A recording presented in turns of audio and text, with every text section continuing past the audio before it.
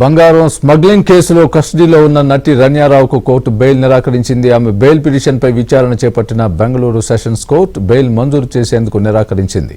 అయితే తమ కస్టడీలో ఉన్న నటి రన్యారావును పోలీసులు విచారిస్తున్నారు. అయితే బెంగళూరు సెషన్స్ కోర్టులో బెయిల్ రాకపోవడంతో ఆమె హైకోర్టును ఆశ్రయించే అవకాశం ఉన్నట్టు తెలుస్తోంది.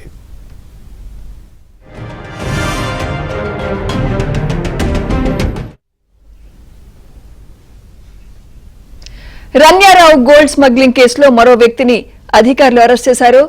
సాహిల్ జైన్ అనే వ్యక్తి గోల్డ్ డీలర్ గా వ్యవహరించాడు. నటి అక్రమంగా బంగారాన్ని రవాణా చేసేందుకు ఇతడు సహకరించినట్లు తెలుస్తోంది.